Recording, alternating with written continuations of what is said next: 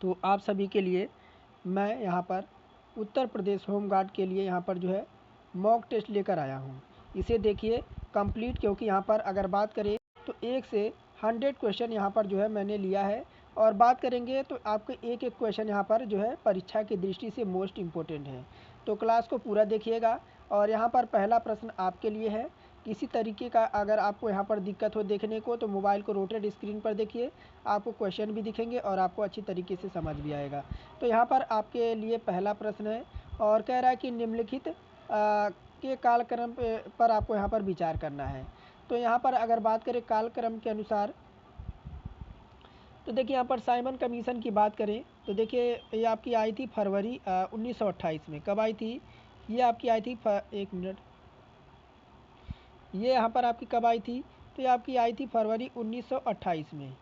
फरवरी 1928 में आई थी Simon commission. और बात करें तो 1927 में क्या हुई थी? 1927 में इसकी जो है नियुक्ति हुई थी। क्या हुई थी? 1927 में इसकी जो है नियुक्ति हुई थी। और ये पूना पैक्ट की बात करें तो पूना पैक्ट आपका आया था कब? सितंबर 1932 में। कब? सितंबर 1932 में आपका यह आपका पूना पैक्ट आया था। और कैबिनेट मिशन की बात करें तो कैबिनेट मिशन मार्च आपका 1946 के आया था। कब? तो ये आपका आया था आपका मार्च जो है 1946 को। और यहीं पर बात करें आपका क्रिप्स मिशन की, तो क्रिप्स मिशन आपका आया था मार्च 1942 को, यानी 1942 में आया था। तो यहाँ पर देखिए ऑप्शन नंबर बी हमारे यहाँ पर राइट हो जाएगा, दूसरा चौथा तीसरा, यानी पहला दूसरा तीसरा चौथा, यानी ऑप्शन नंबर बी विकल्प हमारे यहाँ पर करेक्ट हो जाएगा। आइए यहाँ पर आगे बढ़ेंगे और दूसरा नंबर प्रश्न आपके लिए है। कह रहा कि आपका फ्रंटियर गांधी पद के साथ साथ कौन संबंधित है? तो यानी फ्रंटियर गांधी किसे कहा जाता है? तो देखिए ऑप्शन आपके पास है, जैसे कि यहाँ पर है जो है मोहम्मद के गांधी है, अब्दुल वली खान है, खान अब्दुल गफ्फार खान है, और लाला लाजपत राय है। तो यहाँ पर देखिए हो जाएगा ऑप्शन नंबर सी। ये आपके कौन हो जाएंगे? खान अब्दुल गफ्फार खान हो जाएंगे। कौन हो जाएंगे? खान अब्दुल गफ्फार खान हो जाएंगे। तो सविनय अवज्ञा आंदोलन के दौरान उत्तर पश्चिमी सीमांत प्रांत में सक्रिय भूमिका निभाने वाले जो है अब्दुल गफ्फार खान को फ्रंटियर गांधी अथवा सीमांत गांधी, ध्यान दीजिएगा एक नाम इनका और है, जैसे कि यहाँ पर सीमांत गांधी, सीमांत गांधी इन्हीं को कहा जाता है। तीसरा नंबर प्रश्न है, कह रहा है कि निम्नलिखित में से कौन चौरी चौरा कांड का वास्तविक तिथि है? तो देखिए अगर चौरी चौरा कांड की बात करें तो यहाँ पर ऑप्शन आपके पास देखिए कैसे कि 5 फरवरी 1922, फरवरी 4 1922, फरवरी 2 1922, फरवरी 6 1922। तो यहाँ पर हमारा जो राइट हो जाएगा वह ऑप्शन नंबर फर्स्ट हो जाएगा। अब यहाँ पर देखेंगे तो देखिए चौरी चौरा कांड का वास्तविक तिथि जो थी वो आपकी 5 फरवरी 1922 को थी। इस तिथि को संयुक्त प्रांत के गोरखपुर जिले में चौरी चौरा नामक स्थान पर किसानों के एक जुलूस पर जो है गोली चलाई गई, जिसके कारण यहाँ पर किसान जो है किसानों का जो सभा थी उसने रौद्र रूप धारण कर लिया। और यहाँ पर जो है थाने को घेर कर पूरे यहाँ पर थाने को जो है जला दिया गया, जिसमें जो है 21 सिपाहियों को यहाँ पर मृत्यु हो गई थी। तो इसी घटना को यहाँ पर चौरी चौरा के नाम से जो है प्रसिद्ध हुआ। ऑप्शन नंबर फर्स्ट यहाँ पर जो है तीसरे का राइट हो जाएगा। चौथा नंबर प्रश्न है और कह रहा है यहाँ पे कि जैसे आपकी नेहरू रिपोर्ट जो है किसने जो है तैयार की थी? कह रहा है कि ये आपके एम.एल. नेहरू यानी मोतीलाल नेहरू है, जे.एल. नेहरू यानी जवाहरलाल नेहरू है, आर.के. नेहरू है, और आपके बी.एल. नेहरू है। तो देखिए यहाँ पर जो है नेहरू रिपोर्ट जिसने किसने तैयार की थी चौथे नंबर प्रश्न में, तो यहाँ पर आपके मोतीलाल नेहरू हो जाएंगे। कौन हो जाएंगे? ये सर जी आपके मोतीलाल नेहरू हो जाएंगे। ऑप्शन नंबर फर्स्ट यहाँ पर राइट हो जाएगा। देखिए बात करेंगे साइमन कमीशन जो है आपका 1927 को यहाँ पर नियुक्त हुआ था। कब हुआ था? 1927 में यहाँ पर नियुक्त हुआ था। और नेहरू रिपोर्ट जो आपकी आई थी 1928 में आई थी। कब आई थी? एक साल के बाद यहाँ पर नेहरू रिपोर्ट आई थी, तैयार हुई थी, जिसे भारत के नए आपके डोमिनियन संविधान का खाका था। इसे तैयार करने वाले सर्वदलीय समिति के अध्यक्ष मोतीलाल नेहरू थे, और जवाहरलाल नेहरू जो थे वह इसके सचिव थे। 2 मुस्लिम सहित कुल इसमें जो है 9 अन्य लोग जो है इस समिति के जो है सदस्य थे। तो यहाँ पर जो है ऑप्शन नंबर फर्स्ट हमारा राइट हो जाएगा। कह रहा कि बहिष्कृत भारत पत्रिका संबंधित थे, तो आत्माराम पांडुरंग, ज्योतिबा फूले, बाल गंगाधर तिलक और बी आर अम्बेडकर। तो देखिए यहाँ पर हो जाएंगे बी आर अम्बेडकर। कौन हो जाएंगे? बी आर अम्बेडकर, भीमराव अम्बेडकर, जिन्हें संविधान का पिता कहा जाता है। आइए आगे बढ़ेंगे। 6 नंबर प्रश्न कह रहा है गोलकुंडा को वर्तमान में क्या कहा जाता है? तो गोलकुंडा को यहाँ पर जो है वर्तमान में क्या कहा जाता है? हैदराबाद, कर्नाटक, बीजापुर और बेंगलुरु। तो यहाँ पर देखिए 6 नंबर प्रश्न में, तो यहाँ पर कहा जाता है इसे हैदराबाद कहा जाता है। क्या कहा जाता है? हैदराबाद कहा जाता है। तो देखिए यहाँ पर दक्षिण भारत में हैदराबाद में 7 मील पश्चिम में बहमनी वंश की राजधानी गोलकुंडा के विस्तृत खंडहर फैला हुआ है।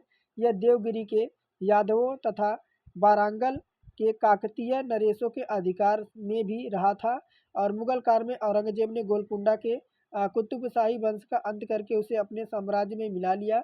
उस युग में यह हीरो के लिए प्रसिद्ध था। तो यहाँ पर जो है आपका ऑप्शन नंबर फर्स्ट कह रहा है कि 1857 के विद्रोह को किस उर्दू कवि ने जो देखा था? तो ऑप्शन में मीर तरकी मीर है, जोक है, गालिब है और इकबाल है। तो देखिए यहाँ पर जो है आंखों देखी 1857 का विद्रोह जो था वह आंखों से किसने देखा था?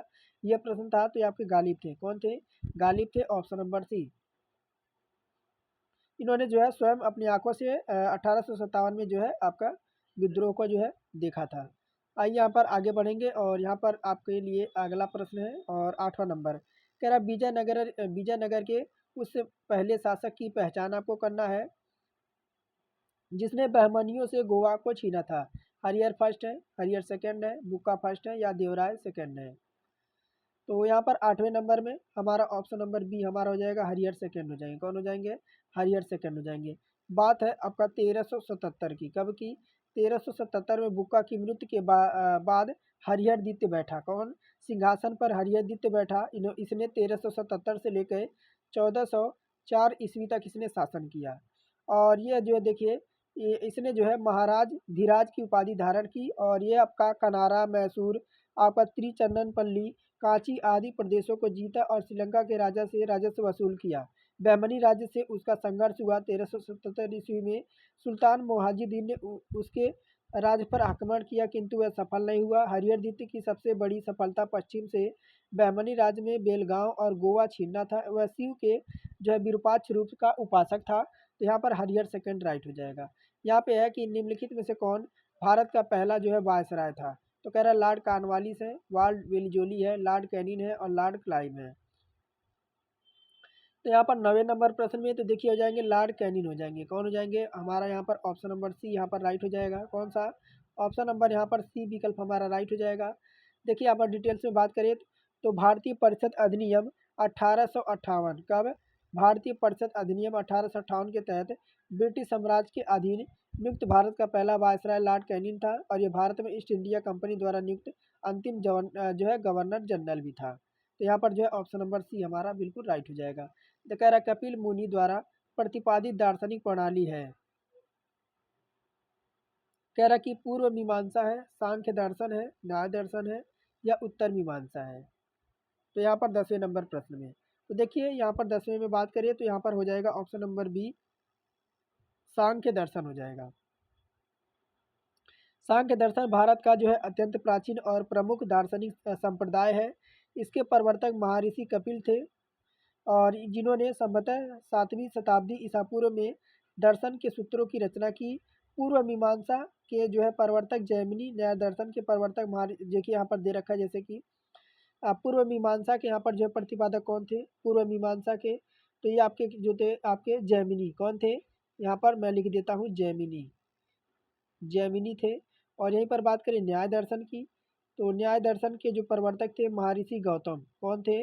महर्षि गौतम थे। और यहीं पर बात करें उत्तर मीमांसा के, उत्तर मीमांसा यानी वेदांत के प्रवर्तक थे आपके बदरायन। कौन थे? तो यहाँ पर जो है बदरायन, ये आपको ध्यान रखना बदरायन। आइए आगे बढ़ेंगे और यहाँ पर जैसे कि आपके लिए प्रश्न है 11 नंबर कह रहा कि शून्यता के सिद्धांत का सर्वप्रथम प्रतिपादन करने वाले बौद्ध दार्शनिक का नाम बताना है। तो यहाँ पर ऑप्शन आपके पास है जैसे कि नागार्जुन दे रखा है, व नागसेन है, आनंद है और अशोक घोष है। तो देखिए यहाँ पर 11 नंबर प्रश्न में तो 11 का हमारा जो यहाँ पर राइट हो जाता है वे यहाँ पर ऑप्शन नंबर फर्स्ट हो जाता है नागार्जुन। कौन हो जाएंगे? नागार्जुन। यानी देखेंगे तो शून्यता के सिद्धांत के प्रवर्तक नागार्जुन ने किया था। नागार्जुन की प्रसिद्ध रचना माध्यमिक कारिका है। इसे जो है सापेक्षवाद भी कहा जाता है। नागार्जुन ने यह स्पष्ट किया कि परम तत्व के विषय में हम अपने चारों कोटियों को द्वारा ज्ञान नहीं प्राप्त कर सकते हैं। अतः इसके विषय में कोई कथन या विशेषण जो है युक्ति संगत नहीं है। इस प्रकार शंकराचार्य ने जो ब्रह्मा को जो है यहाँ पर निर्वचनीय कहा, उसी प्रकार नागार्जुन ने उसे जो है शून्य कहा था। आइए यहाँ पर देखेंगे, कह रहा कि जैसे कि अलोरा में गुफाओं तथा शैलकृत मंदिरों का संबंध है। तो जैसे कि यहाँ पर कह रहा है कि बौद्धों से बौद्ध तथा जैनों से, हिंदुओं तथा जैनों से, हिंदुओं बौद्धों तथा जैनों से। तो देखिए यहाँ पर हो जाएगा ऑप्शन नंबर डी विकल्प। कौन सा? ऑप्शन नंबर यहाँ पर डी हो जाएगा। ऑप्शन नंबर डी हो जाएगा कि देखिए एलोरा महाराष्ट्र में जो है औरंगाबाद से 30 किलोमीटर, अजंता से लगभग 97 किलोमीटर दूर है। और यह मंदिरों में जो है 3 समूह है। प्रथम जो है बौद्ध है मंदिर का, दूसरा ब्राह्मण धर्म का है और अंतिम जो है जैन धर्म का है। रामकृष्ण प्रथम ने प्रसिद्ध कैलाश मंदिर का निर्माण कराया था। सारे मंदिर 4वीं शताब्दी से 12वीं शताब्दी के मध्य जो है निर्मित हुए थे। यहाँ पे देखिए 13 नंबर कह रहा है जहांगीर के दरबार में पक्षियों का सबसे बड़ा चित्रकार कौन था? कह रहा ख्वाजा अब्दुल समद है, सैयद अली तबजी है, बसावन है और मंसूर है। 13 नंबर प्रश्न में यहाँ पर ऑप्शन हो जाएगा आपके मंसूर हो जाएंगे। कौन हो जाएंगे? मंसूर हो जाएंगे। तो यहाँ पर बात करें जहांगीर की चित्रकला के प्रति विशेष अनुराग था। उसने अपने दरबार में इस विद्या में निपुण कलाकारों को संरक्षण प्रदान किया था। प्रमुख चित्रकार में अबुल हसन, उस्ताद मंसूर, फारूक बेग, बिशन दास के नाम विशेष उल्लेखनीय है। अबुल हसन जो है जहांगीर का सबसे प्रिय चित्रकार था, जिसे बादशाह ने नादिर उल उद जमा की उपाधि से जो है विभूषित किया था।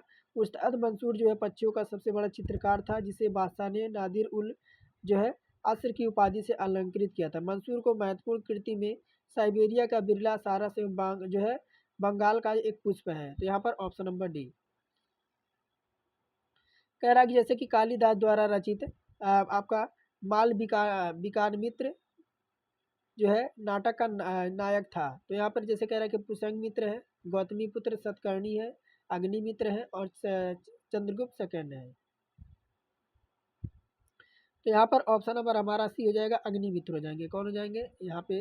अग्निमित्र हो जाएंगे। Option number C Agnimitra. तो यहाँ पर बात करें देखिए जैसे कि गुप्त योगिन संस्कृति भाषा के श्रेष्ठ कवि नाटककार महाकवि कालिदास ने कुल 7 ग्रंथ, कितने? कुल यहाँ पर उन्होंने जो है 7 ग्रंथ का जो है परिणय किया है। प्रमुख नाटक जो है मालवी अग्निमित्र है। इसके नायक जो है शुंग वंशीय शासक अग्निमित्र हैं, जबकि इसके नायिका जो है मालिका रानी की सेविका है। आइए आगे बढ़ेंगे 15 नंबर प्रश्न की ओर। अब स्क्रीन पर आपके सामने 15वां नंबर प्रश्न है और कह रहा कि आपका हेलियोडोरस का जो है बेसनगर अभिलेख संदर्भित है। यहाँ पे देखिए कह रहा है कि आपका संस्कर्षण और वासुदेव से, संस्कर्षण तथा प्रद्युमन से, संस्कर्षण प्रद्युमन तथा वासुदेव से, केवल वासुदेव से। तो यहाँ पर 15 नंबर में तो देखिए आपका हो जाएगा यहाँ पर केवल वासुदेव से। ऑप्शन नंबर डी यहाँ पर राइट हो जाएगा। तो यहाँ पर बात करें देखिए धर्म एवं दर्शन के क्षेत्र में यूनानियों ने भारतीय धर्म से बहुत कुछ सीखा। सम्राट जो है मेंडार ने नागसेन से प्रभावित होकर बौद्ध धर्म ग्रहण किया और वहीं दूसरी ओर जो है एमटी पाल किट्स को जो है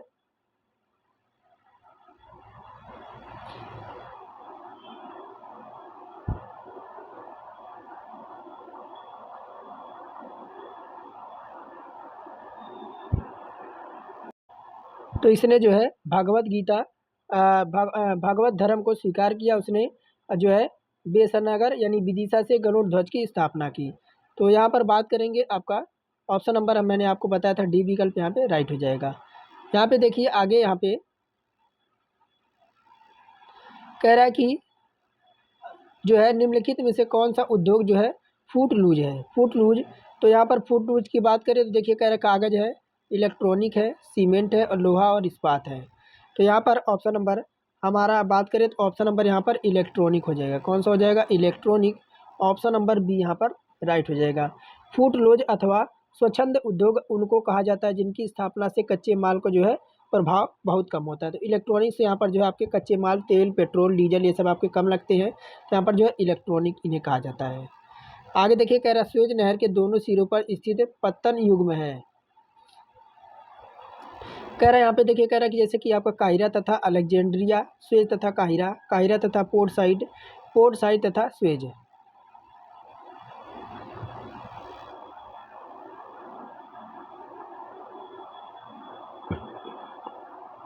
तो सुएज नहर के दोनों सिरों पर स्थित जो पत्तन युग्म पोर्ट साइड सुएज है, सुएज नहर का निर्माण जो आपका कब हुआ था? तो 1869 को। कब हुआ था?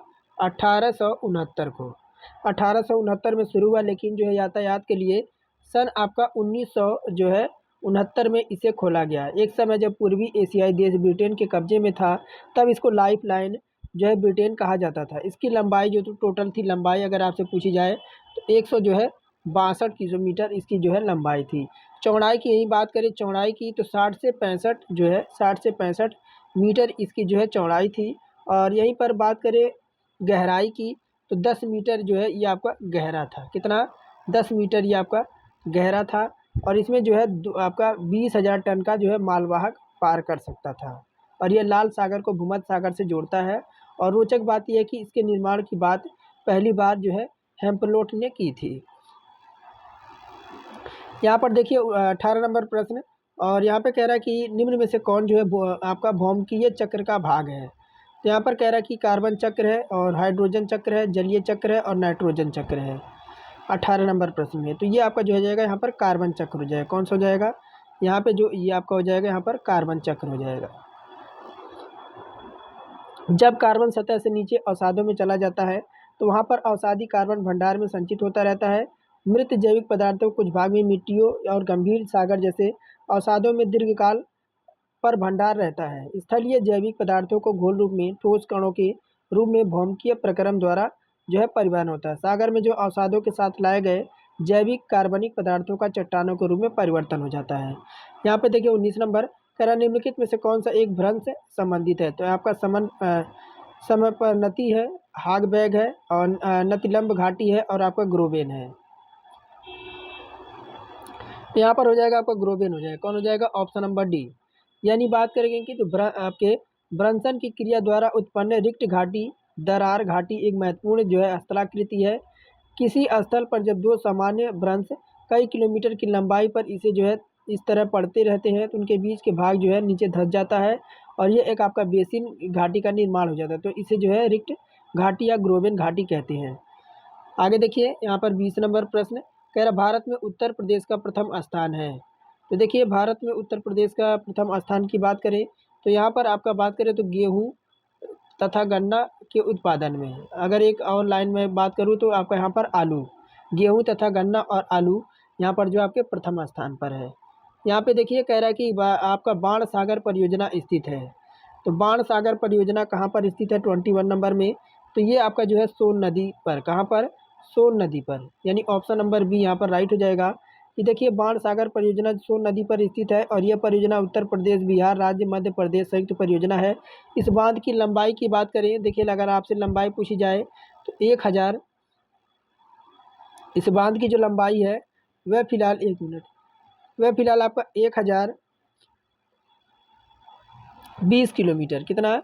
1020 किलोमीटर ये जो है आपका लंबाई है। और ऊंचाई की बात करें तो यहाँ पर ऊंचाई की यानी हाइट की बात करें तो हाइट इसकी जो है यहाँ पे 63 मीटर है। कितना?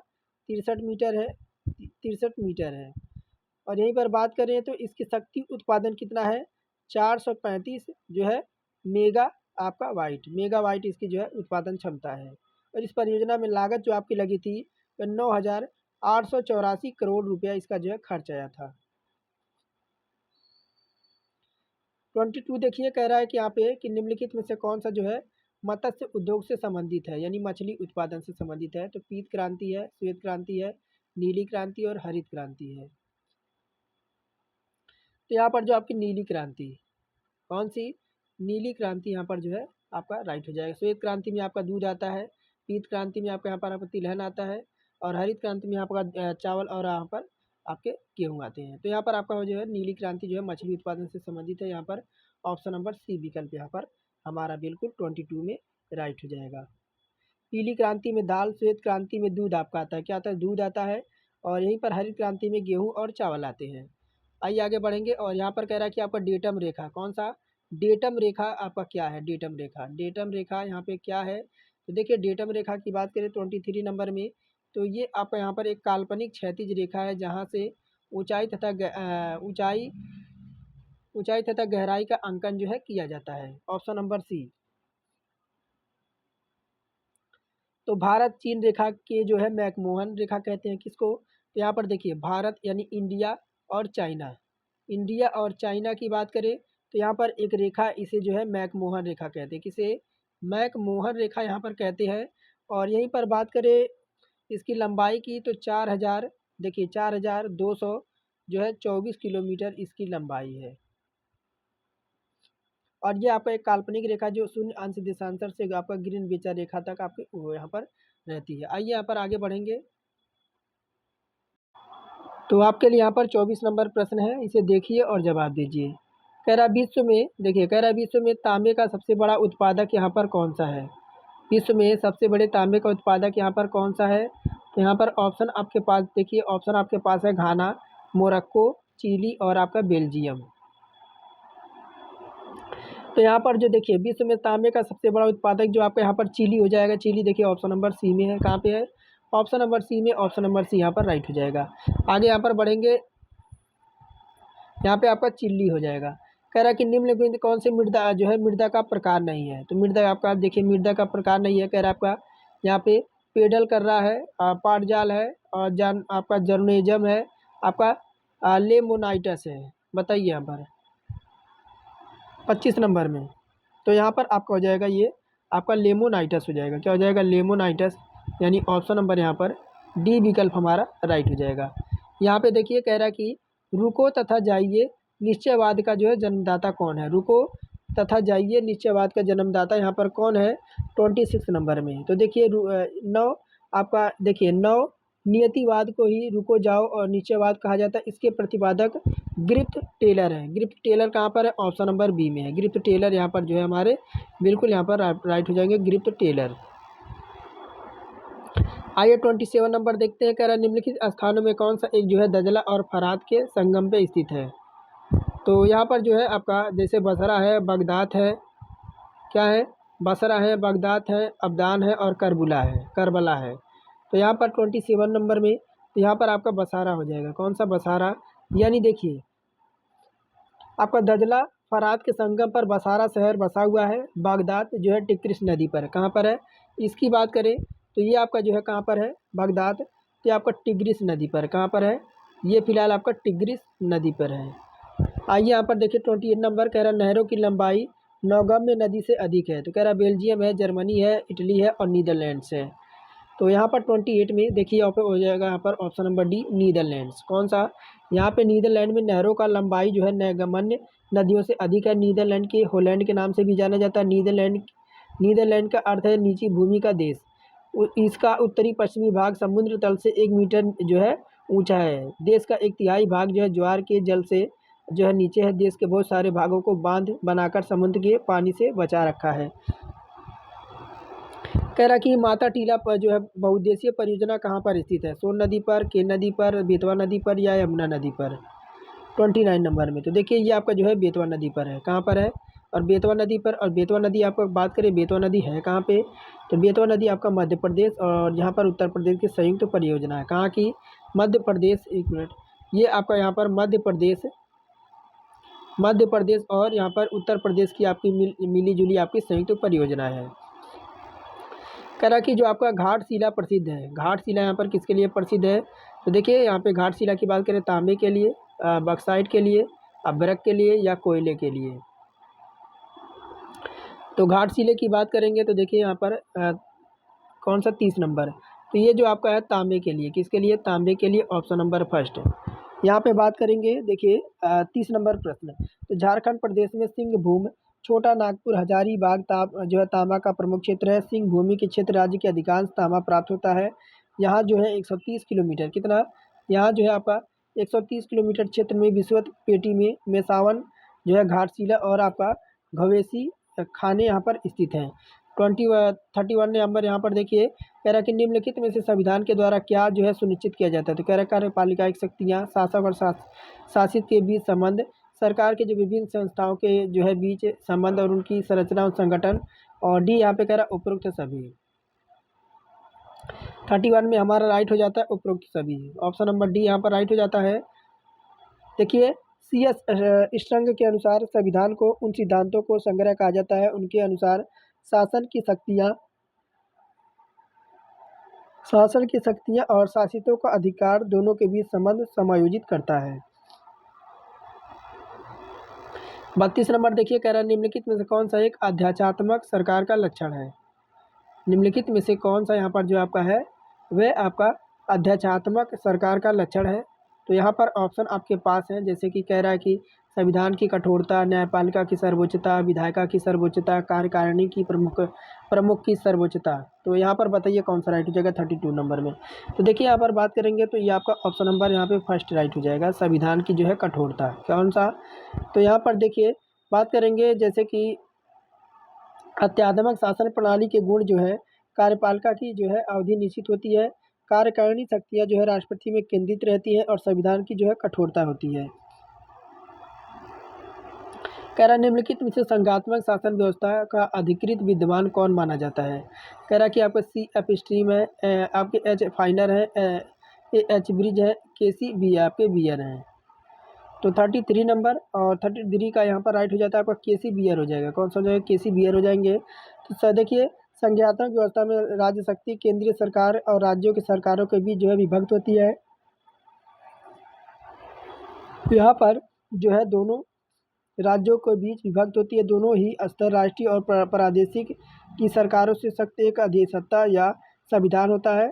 संगठनात्मक शासन व्यवस्था में केंद्रीय राष्ट्र का जो है सामान्य सरकार के सी बियर जो है केंद्रीय सरकार के सामान्य सरकार नाम देता है। आइए आगे बढ़ेंगे और कह रहा है निम्नलिखित में से कौन सी एक समिति संसद भारत की स्थायी समिति नहीं है। तो यहाँ पर देखिए ऑप्शन आपके पास है, जैसे लोक सेवा समिति, प्राक्कलन समिति, लोक उपक्रम समिति, वित्त मंत्रालय की परामर्शदात्री समिति। 34 नंबर और यहाँ पे 34 नंबर में हमारा राइट होता है ऑप्शन नंबर डी, वित्त मंत्रालय की आपके परामर्शदात्री समिति।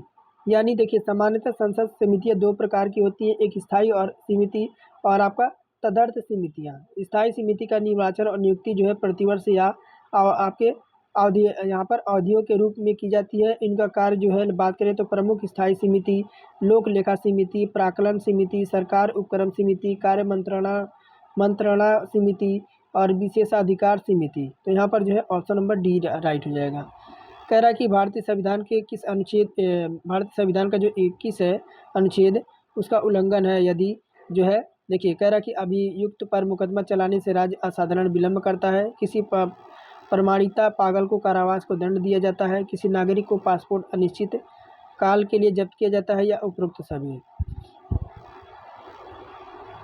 34 नंबर देखिए 34 नंबर में यहाँ पर राइट हो जाता है ऑप्शन नंबर डी। यहाँ पर ऑप्शन नंबर डी आपके सभी के सभी हो जाएगा। यहाँ पर तो जैसे कि मैंने आपको बताया था कि अनुच्छेद 21 के संरक्षण के विस्तार करते हुए उच्चतम न्यायालय ने व्यक्ति के पक्ष में निर्णय लिया है। तो अगर बात करें तो फर्स्ट नंबर की बात करें, फर्स्ट नंबर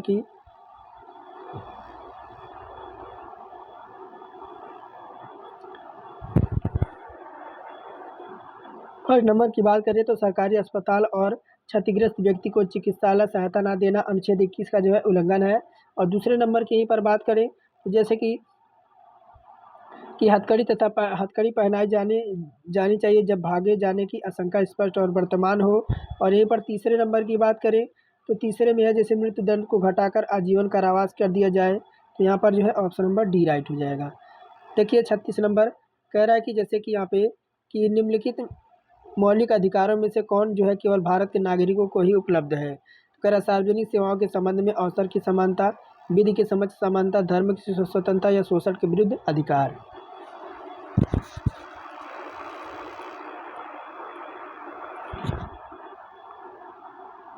तो यहाँ पर ऑप्शन नंबर देखिए ऑप्शन नंबर फर्स्ट हो जाएगा, जैसे कि सार्वजनिक सेवाओं के संबंध में अवसर की समानता।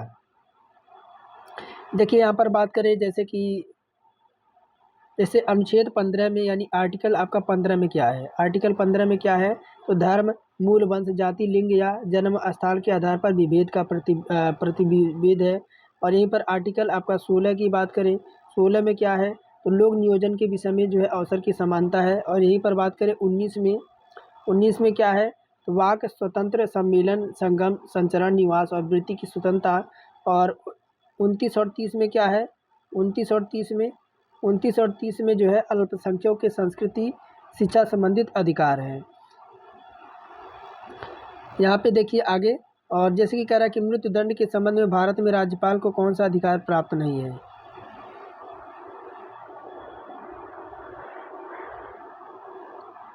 जैसे कि यहाँ पे कह रहा है ऑप्शन ए में सजा को स्थगित करना, सजा को कम करना, सजा को बदलना या क्षमा करना।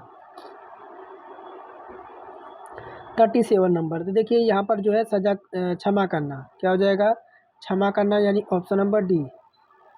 ऑप्शन नंबर डी की बात करें तो देखिए यहाँ पे, तो जैसे राष्ट्रपति की क्षमादान की शक्ति बहुत व्यापक है, इसके अंतर्गत मृत्युदंड और सेना न्यायालय, राज्यपाल की क्षमादान की शक्तियाँ राज्य सूची में अनेक जो है विधियों के विरुद्ध अपराधों तक सीमित है, इसका मृत्युदंड यहाँ पर शामिल नहीं है।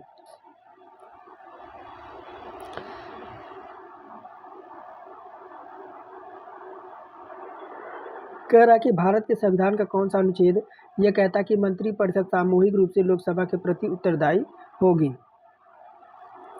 आपका 38 नंबर है। तो यहाँ पर देखिए ये आपका अनुच्छेद जो है 75 का 3, कौन सा अनुच्छेद 75 का 3।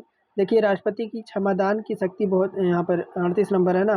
तो अनुच्छेद जो 75 में मंत्रियों के बारे में उपलब्ध है। अनुच्छेद 75 का फर्स्ट जो है प्रधानमंत्री की नियुक्ति राष्ट्रपति करेगा और अन्य मंत्रियों की नियुक्ति राष्ट्रपति प्रधानमंत्री का सलाह पर जो है करेगा। आगे देखिए कह रहा है कि राज्य और संघ के बीच जो है वित्तीय विभाजन किसकी जो है स्थिति पर होता है। तो यहाँ पर जैसे कि ऑप्शन में आपके पास है योजना आयोग, सहकारिता आयोग, वित्त आयोग और आपका अंतर्राज्य परिषद।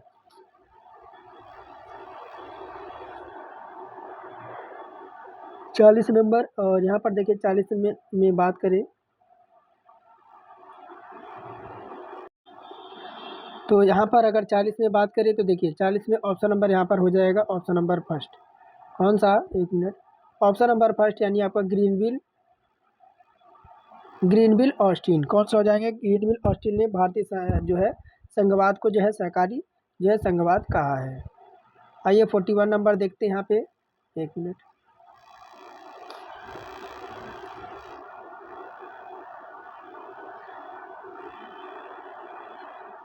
कह रहा है कि बंद अर्थव्यवस्था यानी क्लोज इकोनॉमी, बंद अर्थव्यवस्था यानी क्लोज इकोनॉमी जो है आप क्या समझते हैं। तो कह रहा है कि निर्यात बंद है, आयात निर्यात बंद है, या आयात बंद है, या नियंत्रित पूंजी है, बताइए।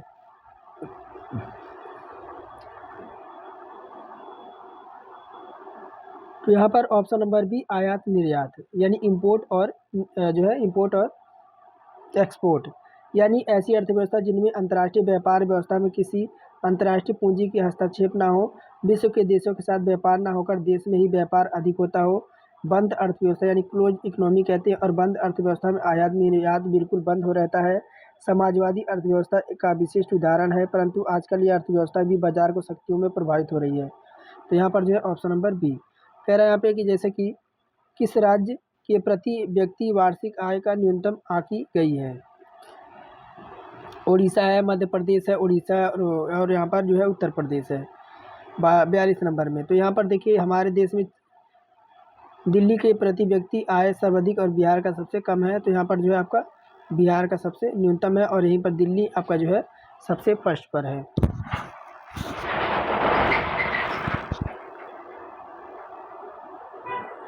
आगे कह रहा है कि सातवीं योजना में जो है देखिए 7वीं योजना में IRDP के आंतरिक रणनीति अपनाई गई थी। तो यहाँ पे कि जैसे कह रहा संपूर्ण परिवार का अंगीकरण, गाँवों का अंगीकरण, विकास खंड का अंगीकरण और जिले का अंगीकरण 43 नंबर में। तो यहाँ पर देखिए ऑप्शन नंबर यहाँ पे फर्स्ट राइट हो जाएगा, संपूर्ण परिवार का अंगीकरण। यानी देखिए तो देखिए IRDP की शुरुआत जो है 2 अक्टूबर 1980 में कब हुई थी। तो यहाँ पर जो है इसकी शुरुआत 2 अक्टूबर 1980 को इसकी शुरुआत हुई थी। और यहाँ पर जो है 7वीं योजना 85-90 के मध्य की गई और क्रियान्वयन के लिए संपूर्ण परिवार का अंगीकरण किया गया। सरकार ने गरीबी रेखा को परिभाषित करने के लिए IRDP परिवार को एकक के रूप में चुना। 44 नंबर है और यहाँ पे कह रहा है 44 नंबर में कि निम्नलिखित में से किस राज्य का प्रति व्यक्ति आय सबसे अधिक है 44 नंबर में। तो अभी यहाँ पर आपका गोवा, कौन सा, गोवा यहाँ पर हमारा राइट हो जाएगा। कह रहा है कि निम्नलिखित योजनाओं और कार्यक्रमों का यहाँ पर मेल कीजिए। तो यहाँ पर ये देखिए आपको मेल करना है, को यहाँ पर थोड़ा सा क्वेश्चन बड़ा है। तो यहाँ पर बात करेंगे 45 नंबर में। तो प्रथम पंचवर्षीय योजना का जो उद्देश्य है वह कृषि और समुदाय विकास, किसकी, तो प्रथम पंचवर्षीय योजना का जो यहाँ पर आपका वह आपका है, वह जो आपका योजना है वह कृषि और समुदाय विकास, किसका, कृषि और समुदाय विकास, ये आपका समुदाय विकास हो जाएगा।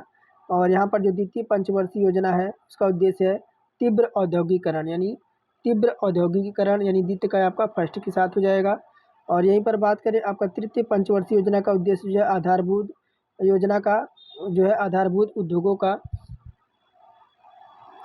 यहाँ पर इसका इसी से हो जाएगा। और यहीं पर चतुर्थ की योजना का उद्देश्य जो है विकास और चतुर्थ पंचवर्षीय योजना का उद्देश्य स्थिरता के साथ विकास, किसका, स्थिरता के साथ यानी विकास।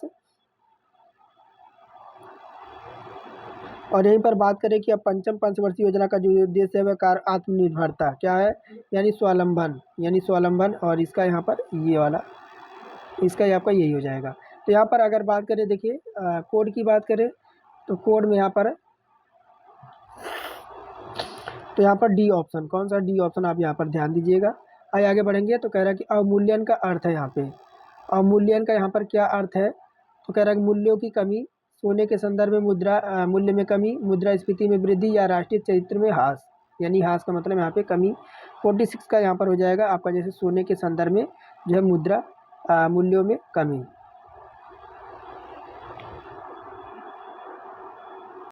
आइए यहाँ पर देखिए 47 नंबर है। कह रहा कि भारतीय रिजर्व बैंक के बारे में निम्नलिखित में से कौन सा कथन यहाँ पे सही नहीं है। भारतीय रिजर्व बैंक के बारे में यहाँ पर कौन सा कथन यहाँ पर सही नहीं है, तो कह रहा कि यह सभी प्रकार के करेंसी नोटों को जारी करता है 47 नंबर में। तो देखिए यहाँ पर आपका ये गलत कह रहा है, कौन सा, ऑप्शन नंबर फर्स्ट। यहाँ पर जो है, एक मिनट थोड़ा सा मैं साइज को बढ़ा दूँ, तो यहाँ पर ऑप्शन नंबर फर्स्ट यहाँ पर गलत कह रहा है। देखिए जैसे कि रिजर्व बैंक का गठन आपका 1 अप्रैल को कब हुआ था, 1 अप्रैल आपका 1935 को हुआ था। कब, 1 अप्रैल 1935 का इसका गठन हुआ था। इसका राष्ट्रीयकरण कब हुआ था, तो इसका राष्ट्रीयकरण हुआ था 1949 को। और उसकी स्थापना हेतु जो है, इस बैंक की स्थापना हेतु जो है 1926 में, कब, 1926 में जो है हिल्टन यंग, कौन था यहाँ पर, हिल्टन यंग आयोग ने भारत में प्रचलित मौद्रिक और शाखा प्रणाली में सुधार की आवश्यकता को स्पष्ट किया था। तो केंद्रीय बैंक की स्थापना का सुझाव दिया था। इस बैंक का जो मुख्य कार्य है करेंसी नोटों का निर्गमन, सरकारी बैंक का कार्य करना और बैंकों के बैंक का कार्य करना, विदेशी विनिमय का नियंत्रण और साख नियंत्रण, रिजर्व बैंक के रुपया को का नोट जहाँ पर निर्गमित करना, और इसका जो है निर्गमन सरकार द्वारा किया जाता है, जिस पर जो है वित्त जो है सचिव का हस्ताक्षर होता है। आइए आगे यहाँ पर बढ़ते हैं। कह रहा है कि अपस्फीति की सबसे सटीक परिभाषा है, अपस्फीति का सबसे सटीक परिभाषा है, तो यहाँ पर ऑप्शन नंबर फर्स्ट, यानी मुद्रा की आपूर्ति में अचानक वृद्धि, यानी किसानों की दीर्घकालीन वित्तीय आवश्यकताओं की पूर्ति हेतु भूमि विकास बैंकों की स्थापना की गई। यह बैंक किसानों को भूमि खरीदने, भूमि पर स्थायी सुधार करने अथवा पुराने ऋणों को भुगतान करने आदि के लिए दीर्घकालीन ऋणों की व्यवस्था करते हैं। भूमि विकास बैंक की वास्तविक प्रारंभ मद्रास में हुआ था। भूमि विकास बैंक किसानों को अचल संपत्ति को बंधक रखकर ऋण प्रदान करते हैं। साधारणतः जो है प्रतिभूति के मूल्य में 50% ऋण जो है दिया जाता है। कह रहा कि यहाँ पे कि अपस्फीति का सबसे सटीक परिभाषा क्या है 49 नंबर में, तो यहाँ पर हो जाएगा समय के साथ वस्तुओं और सेवाओं के सामान्य जो है कीमत में गिरावट। भारतीय रुपया को परिवर्तनीय बताया गया है, भारतीय रुपया को यहाँ पर जो है परिवर्तनीय बताया गया है। जो यहाँ पर देखिए जैसे कि ऑप्शन तो आपके पास बहुत है, चालू खाते में 1 मार्च 1993 में, चालू खाते में अगस्त 1994 में, या पूंजीगत खाते में अगस्त 1994 में, या चालू खाते में अप्रैल 1995 में। तो यहाँ पर बात करें आपका 50 नंबर में, तो यहाँ पर ऑप्शन नंबर बी, कौन सा ऑप्शन नंबर यहाँ पर बी राइट हो जाएगा। देखिए अगस्त 1994 में भारतीय रुपये का चालू खाते में परिवर्तनीय बनाया गया। रुपये को अभी तक भारत में पूंजी खाते में परिवर्तन नहीं बनाया गया। कह रहा है विद्युत वाहक का बल का मात्रक क्या है। तो यहाँ पर ऑप्शन में देखिए कह रहा है जूल है, जूल कुलाम है, वोल्ट कुलाम है और जूल प्रति कुलाम है। तो यहाँ पर 41 का यहाँ पर हो जाएगा आपका क्या, तो जूल प्रति आपका यहाँ पर कुलाम हो जाएगा। और यहाँ पर देखिए 53 नंबर, जैसे कि कह रहा है कि निम्नलिखित में से कौन सी अदिश राशि है। अदिश राशि के बारे में यहाँ से और आपसे पूछ रहा है। तो यहाँ पर विस्थापन दे रखा है, विद्युत क्षेत्र है और त्वरण है और कार्य है। तो यहाँ पर 53 का यहाँ पर आपका हो जाएगा जो है विद्युत क्षेत्र हो जाएगा। क्या हो जाएगा, यहाँ पर जो है धात्विक बंधन के कारण अधिकतर ठोस यहाँ पर सुचालक होते हैं। तो यहाँ पर 53 का ऑप्शन नंबर बी। यहाँ पे देखिए कह रहा है निम्नलिखित में से कौन सा बंधन के कारण अधिकतर ठोस सुचालक होते हैं। 1 मिनट 52 का था ना, 52 का जूल प्रति कूलम, 52 का यहाँ पर कार्य हो जाएगा। देखिए 52 की बात करें, 52 की 51, ये आपका यहाँ पर देखिए 53 के नाम से 2 बना रखा है, लेकिन यहाँ पर आपको 52 कर लीजिए। 52 का यहाँ पर जो है अदिश राशि है, तो आपका यहाँ पर कार्य हो जाएगा। कौन सा, 52 का यहाँ पर जो है विस्थापन, विद्युत क्षेत्र और त्वरण संबंधित राशि है, जबकि कार्य जो है आपकी अदिश राशि है। 53 का यहाँ पर जो आपका कह रहा है निम्नलिखित में से कौन से बंधन के कारण अधिकतर ठोस सुचालक होते हैं। तो यहाँ पर जो आपके होते हैं, आपके धात्विक होते हैं। ऑप्शन नंबर बी यहाँ पर करेक्ट हो जाएगा। कह रहा प्राकृतिक रबर बहुलक होता है, प्राकृतिक रबर यहाँ पर बहुलक होता है। तो देखिए ये जो आपका होता है यहाँ पर CH2 बराबर C-C आपके आइसोप्रीन। तो यहाँ पर बात करेंगे ऑप्शन नंबर, देखिए यहाँ पे ऑप्शन नंबर सी CH3, यानी आपका यहाँ पर बात करेंगे तो देखिए व्यावसायिक प्राकृतिक रबर हीबिया ब्राजिलियनसिस नामक वृक्ष के जो है लिटेप्सस से प्राप्त होता है। प्राकृतिक रबर जो है सिस आइसोप्रीन जो है, इसे आपका पॉली आइसोप्रीन कहते हैं। यहाँ पर आपका सी विकल्प करेक्ट हो जाएगा। आइए यहाँ पर आगे बढ़ेंगे, और जैसे कि यहाँ पे दे रखा है आपसे, कह रहा है कि आपका लिथोफोन है। लिथोफोन यहाँ पे क्या है, तो लिथोफोन यहाँ पर 55 नंबर है। तो यहाँ पर है आपका BaSA4 प्लस आपका ZnS, यानी लिथोफोन जो है आपके BS4 और ZnS का मिश्रण है। ये दीवारों के पेंट तथा एनिमल पेंट बनाने के काम आता है। ये बहुत सस्ता, जिसमें फैलने की बहुत अच्छी जो है, इसमें क्या होता है, इसमें फैलने की क्षमता बहुत अधिक होती है। प्रकाशीय समावयवता जो है यहाँ पे प्रकाशित करता है। तो कह रहा है propanol two, butanol two, ethanol और मेथेनॉल 56 नंबर में। तो देखिए प्रकाशीय जो है समयावता जो है असीमित कार्बन परमाणु प्रदर्शित करता है। कौन सा, तो आपका ब्यूटेनॉल। क्या है, तो यहाँ पर जो है कार्बन परमाणु 4 भिन्न जो है परमाणुओं से जुड़ा होता है। तो यहाँ पर जो है ऑप्शन ब्यूटेनॉल, ऑप्शन नंबर यहाँ पे बी विकल्प यहाँ पे राइट हो जाएगा। कह रहा है यहाँ पे कि निम्नलिखित में से कौन सा एक कोशिका का जो है ऊर्जा गृह कहलाता है। तो प्रोटीन है, माइटोकॉन्ड्रिया है, लाइसोसोम है और केंद्रक द्रव्य है। तो यहाँ पर जो है ऑप्शन नंबर बी आपका माइटोकॉन्ड्रिया हो जाएगा। कौन सा, श्वसन में ऑक्सीकारक जो है फास्फोरिलीकरण के दौरान माइटोकॉन्ड्रिया जो ATP का यानी एटनो ट्राइफॉस्फेट का संश्लेषण होता है। माइटोकॉन्ड्रिया जो है कोशिका में ऊर्जा गृह यानी पावर हाउस और शक्ति यंत्र यानी पावर प्लांट या ऊर्जा प्रवर्तक कोशिकांग जो है आपका कहा जाता है। यहाँ पे ऑप्शन नंबर बी। अंत प्राद्रवी जालिका की खोज किसने की थी। KR पार्टर है, रॉबिन्सन है, ब्राउन है या मूर ने। बताइए यहाँ पर 58 नंबर में, 58 नंबर में तो यहाँ पर हो जाएंगे आपके KR पार्टर हो जाएंगे। कौन हो जाएंगे, KR पार्टर हो जाएंगे। KR पार्टर ने 1948 में, कब, 1948 में सूक्ष्मदर्शी अंत पारदर्वी जालिका की खोज की थी। पारदर्वी जालिका प्रोकैरियोटिक कोशिकाओं, अंडों और भूगर्भीय कोशिकाओं में अनुपस्थित होती है, जबकि युवा जो है विभक्त द्योतक कोशिकाओं में जो है अत्यंत विकसित होती है। कह रहा विटामिन सी सहायक होता है। कह रहा सभी दीर्घ पोषकों के उपाचय में, प्रोथ्रोम्बिन के निर्माण में, कोलेजन के निर्माण में या अमीनो अम्ल के उपाचय में। तो विटामिन सी यहाँ पर बात करें विटामिन सी की, तो विटामिन सी यानी एस्कॉर्बिक एसिड यानी ऑप्शन 50 नंबर का ऑप्शन नंबर सी कोलेजन के निर्माण में। विटामिन सी जो है जल में घुलनशील होता है, यानी बी और सी, विटामिन बी और सी आपको यह जल में घुलनशील होती है।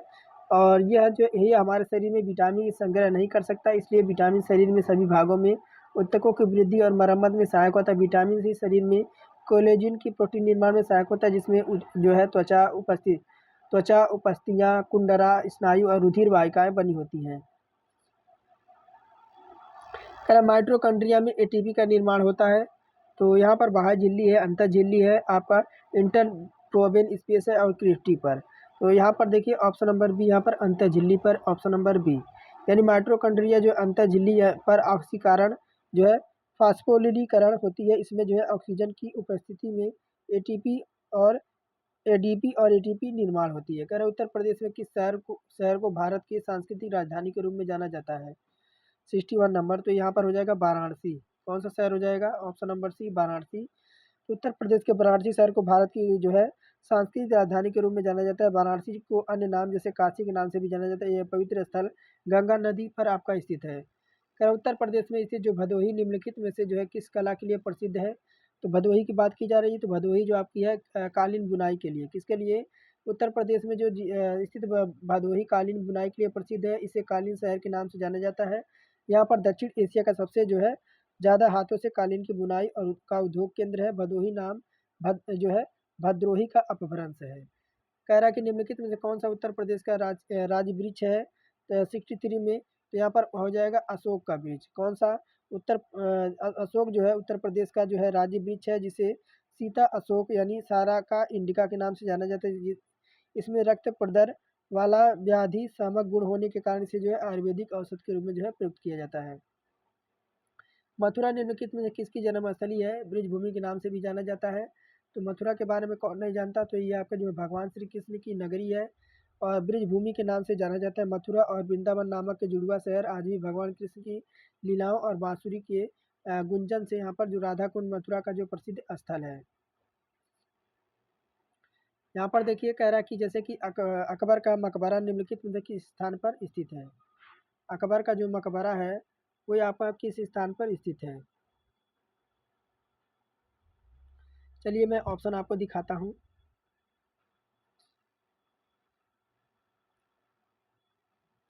तो कह रहा है एटा है, उन्नाव है, रामपुर है और यहाँ पर आपका सिकंदराबाद है। तो यहाँ पर ऑप्शन नंबर डी हो जाएगा सिकंदराबाद। कौन सा? ऑप्शन नंबर डी यहाँ पर राइट हो जाएगा कि अकबर का मकबरा सिकंदरा यानी आगरा में स्थित है। यह लोधी लोधी स्थापित कला पर आधारित 5 मंजिला इमारत है, जिसका निर्माण अकबर ने अपने जीवन काल में शुरू कराया था, लेकिन 1605 ईस्वी में। कब?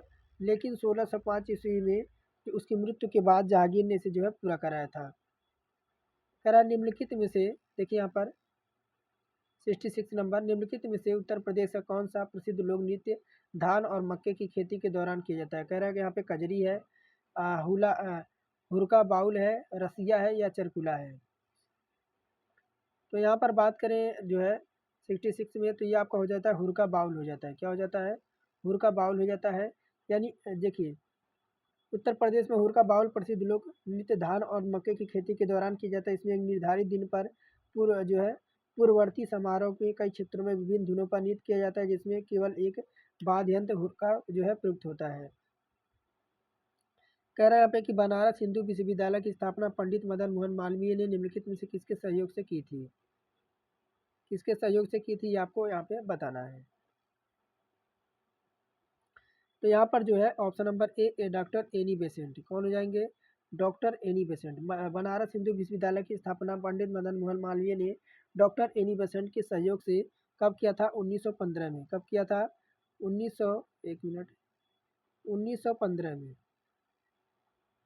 1915 में लॉर्ड हॉर्डिन के कार्यकाल में बीएचयू एक्ट पास किया और इसकी स्थापना 1916 में जो वाराणसी में की गई। इस विद्यालय के प्रथम कुलपति डॉक्टर मदन मोहन मालवीय थे। कह रहा उत्तर प्रदेश के किस जिले को पीतल नगरी के नाम से जाना जाता है? तो यहाँ पर हो जाएगा मुरादाबाद। कौन सा? उत्तर प्रदेश के मुरादाबाद जिले को पीतल नगरी के नाम से जाना जाता है। यह जिला उत्तरी अमेरिका और यूरोप के देशों को पीतल से बनी वस्तुएं निर्यात करता है।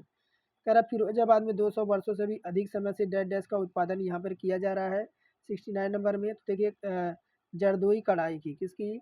यहाँ पर उत्तर प्रदेश देखिए फिरोजाबाद में 200 वर्षों से भी अधिक समय से कांच की चूड़ियों का उत्पादन किया जाता है। फिरोजाबाद अपनी चूड़ियों के कारोबारियों के लिए विश्वविख्यात है। यहाँ की कांच की चूड़ियाँ अतिरिक्त कांच की सजावट सामान जैसे झूमर आदि यहाँ पर बनते हैं।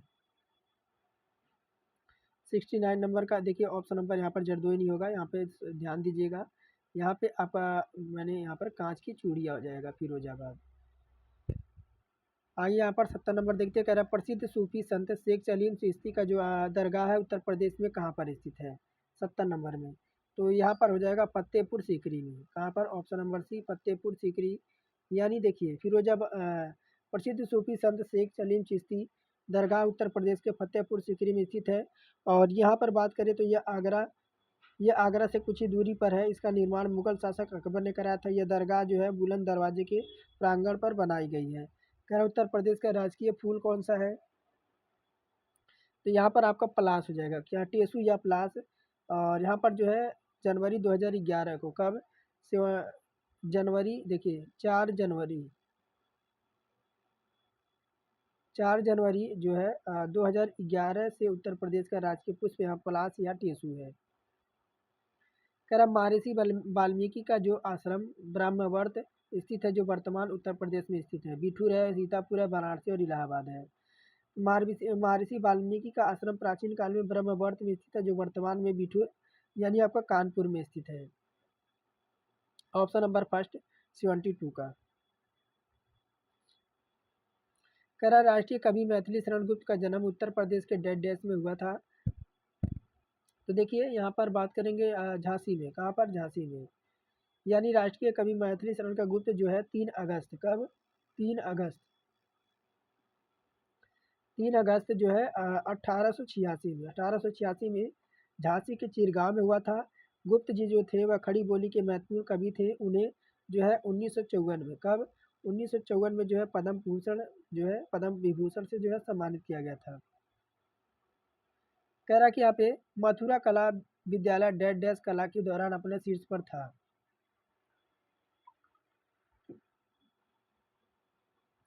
तो देखिए ये आपका जो था वह कुषाण काल में। किसमें? कुषाण काल में। Option number B. तो मथुरा कला जो है विद्यालय अपनी शताब्दी में 5वीं शताब्दी के बीच कुषाण काल में अपने शीर्ष पर था। मथुरा कला परंपरा पूरी तरह से भारतीय तकनीकी पर आधारित थी। गुप्त काल के टेराकोटा यानी पक्की जो है मिट्टी के ईंट से बनी भीतर गांव मंदिर उत्तर प्रदेश के कहाँ पर स्थित है? चलिए यहाँ पर कहाँ पर स्थित है आपको बताना है। तो चित्रकूट है, कानपुर है, गोरखपुर है और वाराणसी है। अब कौन था? 77 था। तो यहाँ पर अब बात करेंगे आपका चित्रकूट में। कहाँ पर? देखिए जनवरी से जून 2024 में भारत के वस्तुगत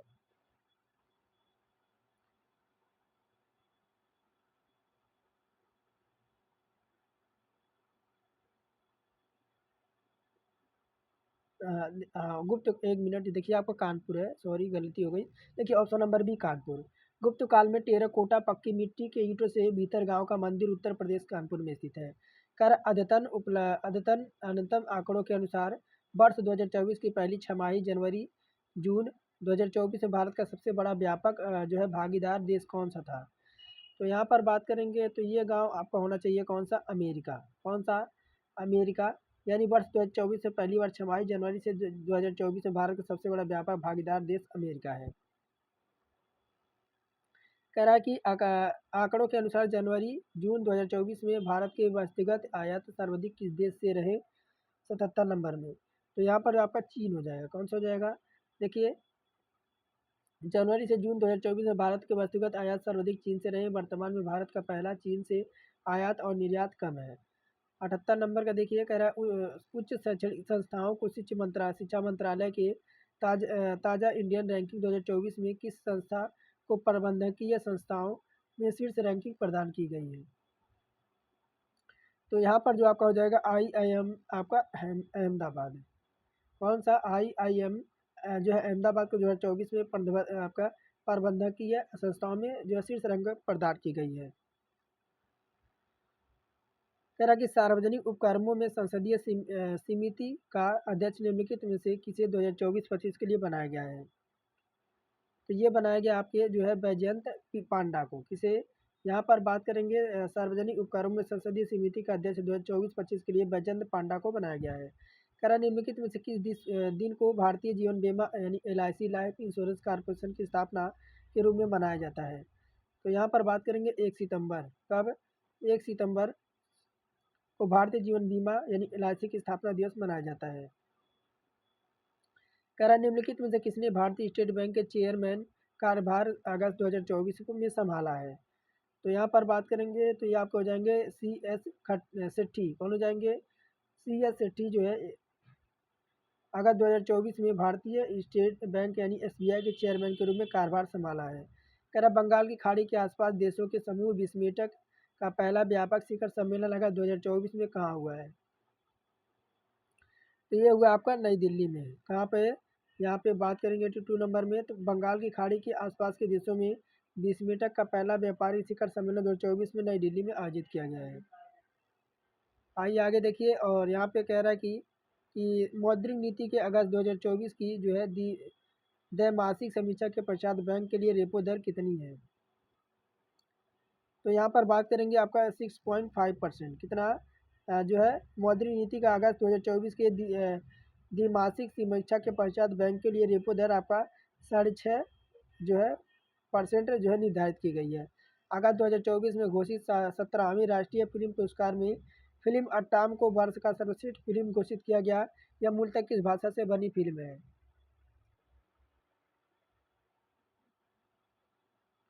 तो ये यहाँ पर जो आपका मलयालम फिल्म है। कैसा है? मलयालम है। कह रहा राष्ट्रपति भवन में स्थित 2 महत्वपूर्ण हालों दरबार अशोक हाल का नाम बदलकर क्रमशः क्या कर दिया गया है? यहाँ पर जो है गणतंत्र मंडप और अशोक मंडप। राष्ट्रपति भवन सचिवालय के द्वारा 25 जुलाई 2024 को, कब? 25 जुलाई आपका 2024 को जारी एक अधिसूचना के दौरान संसद भवन के परिसर में स्थित दरबार हाल और अशोक हाल के नाम बदलकर गणतंत्र मंडल और अशोक मंडल कर दिया गया है। करा कि असम में जो है चराई देवा जनपद में स्थित अहोम राजवंश के राजाओं को दफनाने का प्रतीक मोइदम को यूनेस्को के विश्व सूची में शामिल किए जाने के साथ ही भारत में यूनेस्को विरासत स्थलों की संख्या कितनी हो गई है? 85 नंबर में। तो यहाँ पर हो गई है टोटल 44 यानी 44। भारत में यूनेस्को विरासत स्थल सूची में कुल 44 शामिल है। 35 यहाँ पर आपके सांस्कृतिक हैं। 35 यहाँ पर सांस्कृतिक स्थल है और 7 यहाँ पर प्राकृतिक है यानी नेचुरल है। एक यहाँ पर आपका मिश्रित है।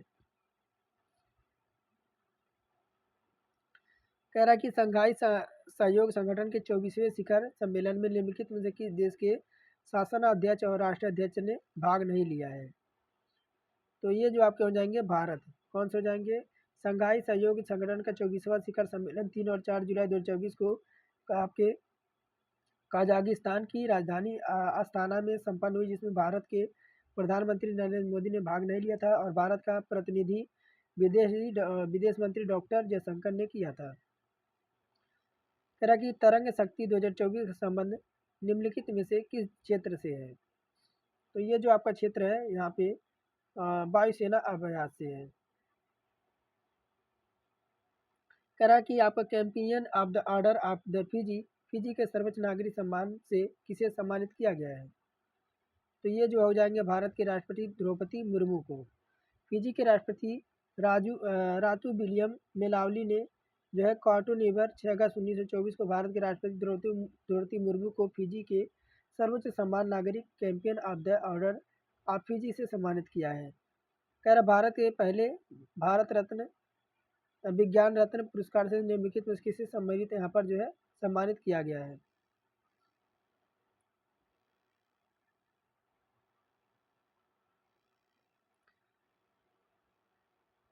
तो ऑप्शन देखिए, कह रहा है क्या ऑप्शन यहाँ पर आपके सामने है 90 नंबर में। ये आपके हो जाएंगे गोविंद राजन जो है आपका पद्मानुभवन। कह रहा मानवाधिकार संरक्षण अधिनियम में सशस्त्र बलों की परिभाषा निम्नलिखित में से कौन सा शामिल नहीं है? 91 नंबर में। तो देखिए आपका राज्य के सशस्त्र बल ये आपका शामिल नहीं है, बाकी आपका थल सेना, वायुसेना, नौसेना सब शामिल है। कह रहा राज्य आयोग अपना वार्षिक प्रतिवेदन किसके समक्ष प्रस्तुत करता है? 92 नंबर में। तो ये करता है आपके राज्य सरकार के। कह रहा कि वह खिलाड़ी कौन था जिसने अर्जुन पुरस्कार, द्रोणाचार्य पुरस्कार, राजीव गांधी खेल पुरस्कार, पद्मश्री सभी प्रदान किया गया? 93 नंबर में। तो ये कौन थे? तो आपके पुलेला गोपीचंद। कह रहा है राष्ट्रीय खेल दिवस जो है किस तिथि को मनाया जाता है? 94 नंबर में।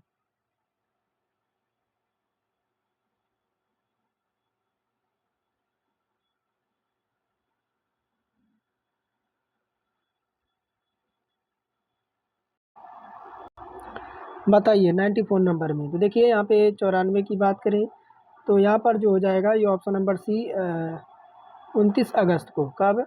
तो विश्व पटल पर हॉकी के जादूगर नाम से प्रसिद्ध भारत के महान खिलाड़ी मेजर ध्यानचंद से, जिन्होंने भारत को ओलंपिक खेलों में स्वर्ण पदक दिलाया, उनके प्रति सम्मान प्रकट करने के लिए जो है 29 अगस्त को हर वर्ष में भारतीय राष्ट्रीय खेल दिवस के रूप में मनाया जाता है। यहाँ पे देखिए कह रहा है कि साहित्य के क्षेत्र में ज्ञानपीठ पुरस्कार पाने वाली प्रथम महिला कौन थी? तो ये कौन थी? तो आपके आशापूर्णा देवी थी। साहित्य के क्षेत्र में ज्ञानपीठ पुरस्कार प्राप्त करने वाली प्रथम महिला आशापूर्णा देवी थी और यह पुरस्कार उन्हें जो है 1976 में, कब? 1976 में जो है उनकी कृति प्रथम प्रतिश्रुति के लिए प्रदान किया गया था। यहाँ पे देखिए सुमिलित कीजिए करना है तो भाटनगर पुरस्कार। तो भारतीय औद्योगिक वैज्ञानिक अनुसंधान 1957 में शांति पुरस्कार भाटनगर की स्थापना। तो ए का यहाँ पर तीसरा हो जाएगा, यहाँ पर ए का विज्ञान हो जाएगा, ए का यहाँ पे क्या हो जाएगा? ए का यहाँ पर विज्ञान हो जाएगा। बी का यहाँ पर जो है BRC आपका औषधि हो जाएगी और यहीं पर सी का आपका दादा साहेब फाल्के पुरस्कार आपका फिल्म हो जाएगी और गांधी वर्ग आपका हो जाएगा साहित्य, यानी ऑप्शन नंबर फर्स्ट। कह रहा प्रथम भारतीय महिला जो एवरेस्ट शिखर पर चढ़ने में सफल हुई थी वो है। तो यहाँ पर देखिए कह रहा बिछेंद्री पाल है। देखिए यहाँ पे कह रहा बिछेंद्री पाल है। तो 97 नंबर। तो यहाँ पे हो जाएगी कौन? तो बिछेंद्री पाल। कह रहा कि संयुक्त राष्ट्र संघ के महासचिव श्री बुतरस वाली गाली नागरिक हैं। तो ये आपके किसके हैं? तो मिस्र के। कह रहा कि पुलिस थाने में निरुद्ध अथवा कारागार में निरुद्ध किसी व्यक्ति की मृत्यु होने पर जांच किसके द्वारा की जाएगी? तो ये की जाएगी आपके उच्च न्यायिक मजिस्ट्रेट द्वारा, जिसकी अधिकारिता के उक्त अपराध से।